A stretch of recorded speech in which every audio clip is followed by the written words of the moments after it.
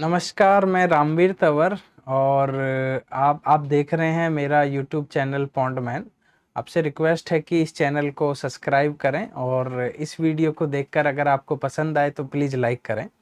आज जो मैं एक तालाब की बात आपके सामने करने वाला हूं वो है रिस्तल तालाब। रिस्तल तालाब ये गाज़ियाबाद का एक तालाब है, ये लोनी ब्लॉक में आता है।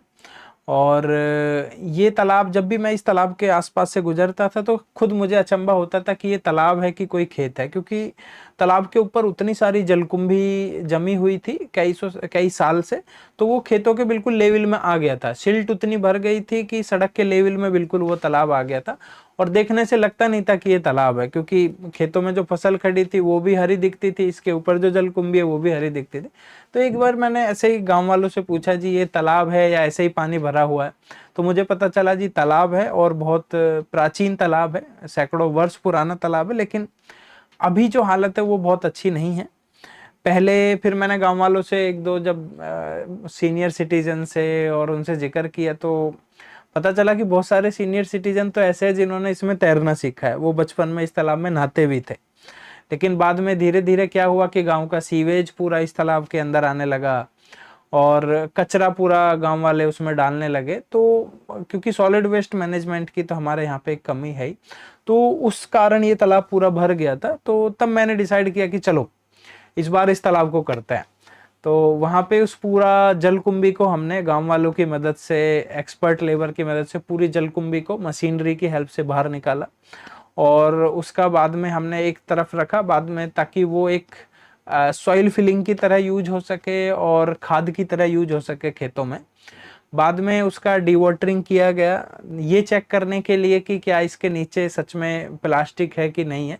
लेकिन जैसे हम डीवाटरिंग हमने थोड़ा उसका सीवेज का लेवल नीचे किया, थोड़ा कम किया, तो उसमें देखा कि नीचे पूरा प्लास्टिक से भरा हुआ है, पूरा कचरे से भरा हुआ है। तब मुझे पता चला कि हाँ, क्यों इस तालाब में पानी इतना या नहीं रुक पा रहा था, या पानी इतना जो है सड़ गया था। आप देखेंगे तालाब के नीचे पूरा एक 5-6 फीट की एक लेयर बनी हुई थी, जिसमें प्लास्टिक है, कंबल है, इवन रजाई है, जूते हैं, बोतल हैं, बहुत सारी चीजें थी जो उसमें नीचे उसमें चिपकी हुई थी। उस लेयर को हटाने में हमें लगभग 3-4 महीने लगे। जेसीबी, ट्रैक्टर, पॉपलैन, वो सारी चीजें इस्तेमाल हुई। और इस्तेमाल करने के जब हम इस्तेमाल कर रहे थे तो कई बार तो ऐसा हुआ कि हमारी खुद ही मशीन उसमें फंस जा रही थी। और हमारे सामने जो बड़ा एक चैलेंज था वो ये था कि मानसून के बहुत दिन बचे नहीं थे, हमें उससे पहले ही उस तालाब को क्लीन करना था, पूरा डिसिल्टिंग करना था, ताकि इस बार मानसून में ज्यादा पानी उसमें आ सके।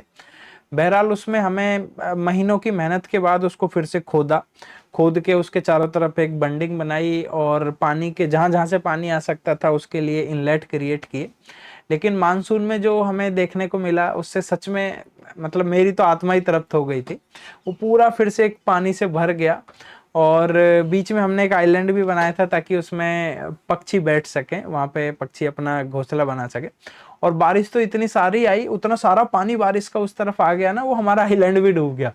तो बड़ा अच्छा लगा उसको देख के। बाद में जिन्होंने हमें स्पॉन्सर किया था, एक WWT यूएस बेस एक कंपनी थी, उन्होंने इसके लिए हमें फाइनेंशियल मदद की थी। उसके अधिकारी आए, उन्होंने भी उसको बाद में जब देखा, क्योंकि वो पहले एक बार देख के गए थे कि तालाब कितना खराब है, और फिर वो जब बाद में देखने आए तो हैरान रह गए। उन्होंने फिर वीडियो भी एक बनाई, वहां पे उसका फीडबैक दिया। Varchala, and I am just very excited to be here. This is a great project. You are a great partner and you're doing great work, and we are very lucky to have found you and partnered with you. Yes, I am Erica Shank. I am the General Counsel for Worldwide Technology, and we are most excited about this project. We're so happy to have invested the time and the effort here. What you've done here is amazing. उसके बाद जो कुछ महिलाएं जो हमसे कहती हुई दिखें कि सच में 40-50 साल में पहली बार हमने ये तालाब इतना साफ देखा है, उन्होंने हमने वहाँ पे एक वोट भी डलवाई ताकि गांव की महिलाएं आनंद ले सकें उस तालाब का फिर से साफ हो। तो बड़ा अच्छा लगा कि वो महिलाएं उस नाव में बैठ के गीत गा रही हैं और तालाब के किनारे खड़े होकर हमारे बारे में अच्छा अच्छा आशीर्वाद दे रही हैं। इवन मुझे बहुत सारा आशीर्वाद वहाँ से मिला। और यही आशीर्वाद है कि हमारे अंदर उतना सारा जज्बा होता है कि हम और सारे तालाब कर सकें। अभी उस तालाब के चारों तरफ हमने प्लांटेशन की हुई है, और अब बिफोर आफ्टर की अगर अभी आप पिक्चर देखेंगे तो आपको सच में समझ में आएगा कि कितना हमने वहाँ पे डिफरेंस क्रिएट किया है। ये सिर्फ एक एग्जाम्पल है कि हमारे जो तालाब खराब हो चुके हैं, जरूरी नहीं है कि वो अभी खराब ही रहेंगे। उनमें अगर थोड़ी सी मेहनत की जाए, थोड़ा सा जज्बा दिखाया जाए, गांव वालों को साथ मिले, तो सच में उनको चेंज किया जा सकता है। तो ये एक तालाब था जिसकी कहानी मैंने आपको सुनाई। बाकी ऐसे और सारे तालाब हैं जिसको हमने चेंज किया है। और यदि आप सच में अपने क्षेत्र में भी कोई ऐसा तालाब को रेस्टोर करना चाहते हैं, रिजुवनेट करना चाहते हैं, तो हमारी टीम, मैं हमेशा आपके साथ हैं। बस आपको हमें उस तालाब की इंफॉर्मेशन भेजनी है, उस तालाब के जीपीएस कोऑर्डिनेट भेजने हैं, उसमें क्या प्रॉब्लम है, कितना पुराना तालाब है, कहाँ से पानी आता है, कहाँ को जाता है, वो सारी इन्फॉर्मेशन अगर आप हमें भेजेंगे तो हम आपसे ज़रूर संपर्क करेंगे और कोशिश करेंगे कि हम भविष्य में आपके साथ मिलकर आपके तालाब को रिजुवनेट करें। यदि आपको इस तालाब की ये वीडियो पसंद आई हो तो आपसे रिक्वेस्ट है कि लाइक करें और इस चैनल को सब्सक्राइब करें। Thank you so much.